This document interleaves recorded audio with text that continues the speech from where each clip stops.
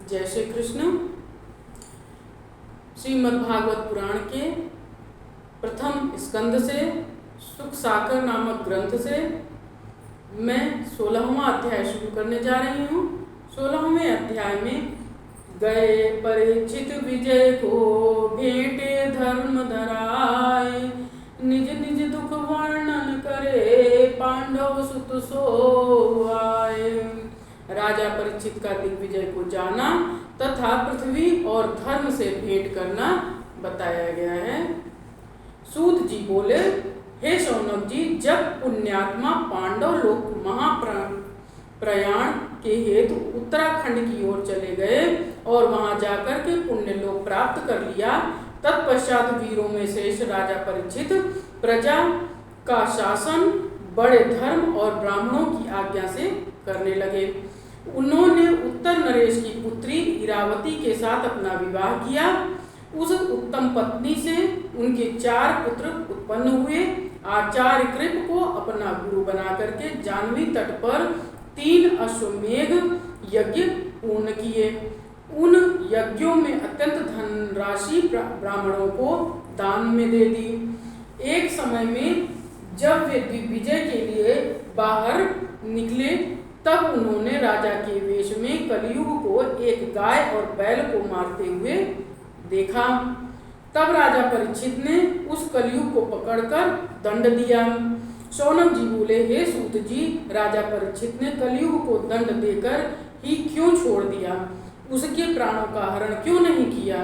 और राजा के वेश में वह शूद्र कौन था जो गाय बैलों को लातों से मारता था? इस कथा को विस्तार पूर्वक कहने की कृपा कीजिए।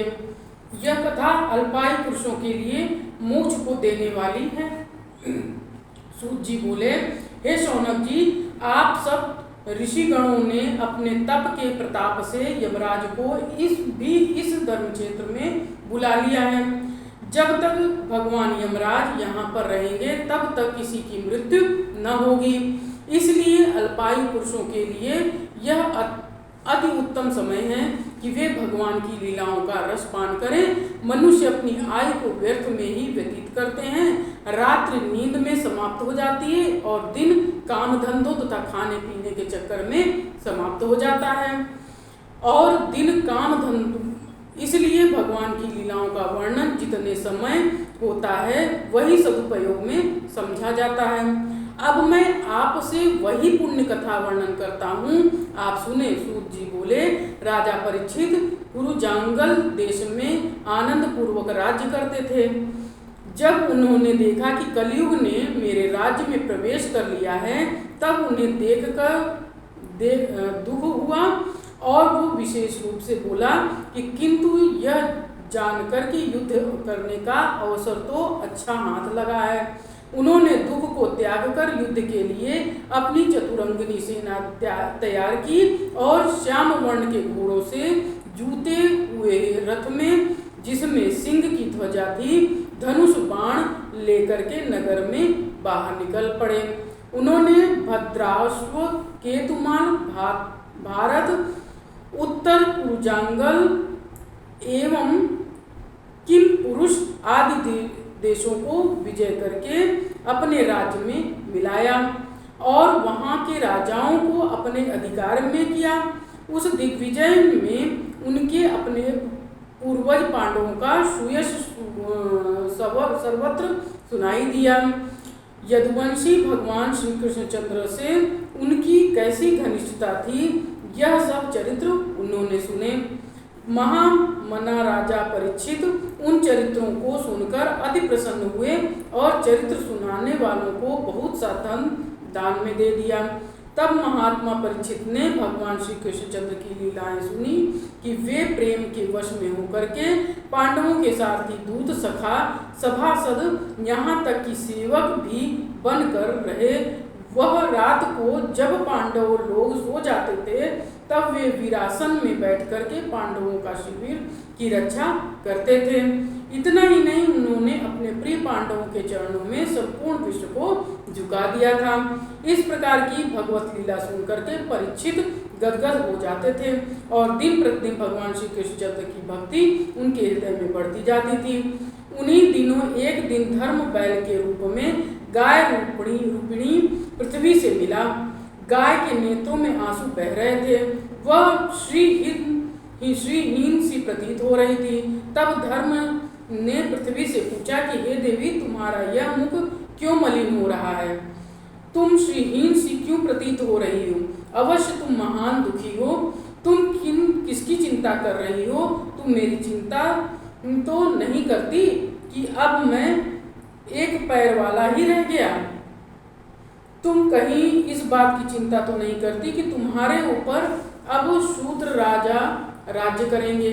तुम्हें देवताओं की चिंता तो नहीं है कि अब उन्हें यज्ञों में आहुति नहीं दी जाती है? तुम्हें इस दीन प्रजा की चिंता तो नहीं है कि वह निरंतर दुर्भिक्षु से पीड़ित रहेंगे? तुम उन स्त्री बच्चों के लिए शोक तो नहीं करती हो जिनकी रक्षा करने वाला कोई नहीं है? हे माँ वसुंधरा, मेरी समझ में आ रहा है कि तुम अवश्य भगवान श्री कृष्णचंद्र के वियोग में दुखी हो। उन्होंने ही अपनी लीला समाप्त करके तुमको श्रीहीन बना दिया है। तुम अपने दुख का कारण मुख से अवश्य कहो। इस कराल काल में तुमको सौभाग्यहीन बना दिया है।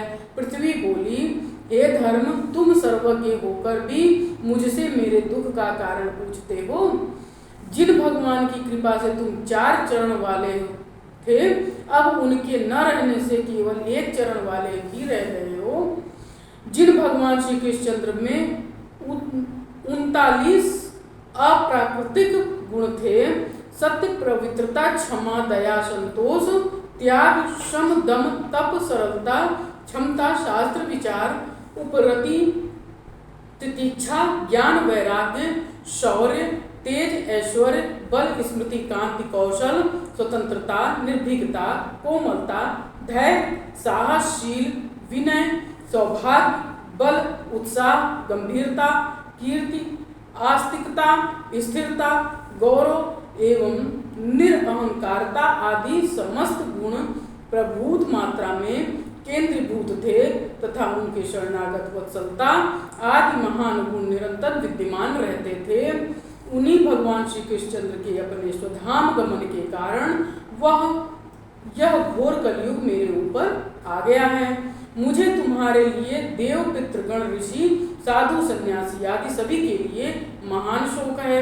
भगवान के जिन चरणों की सेवा लक्ष्मी करती हैं, जिनमें कमल, वज्र, अंकुश, ध्वजा आदि के चिन्ह विराजमान हैं, वे चरण मेरे ऊपर पड़ते थे।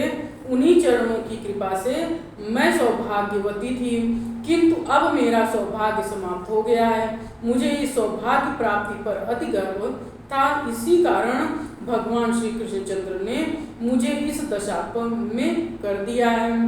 उन्हें यदुवंश में प्रकट होकर के संपूर्ण असुरों तथा पापी राजाओं की सहस्रों अछोहिणी सेनाओं का संहार करके मेरा भार हल्का किया है। अपने बाहुबल से उन्होंने तुम्हें भी 4 चरणों वाला बना दिया था। भला ऐसे भगवान श्री कृष्णचंद्र का विरह किसको दुखदायी नहीं होगा। धर्म और पृथ्वी परस्पर इस प्रकार की बातें कर रहे थे कि उसी समय राजा परीक्षित पाप नाशिनी सरस्वती के तट पर आए। 16वां अध्याय समाप्त हुआ। जय श्री कृष्ण।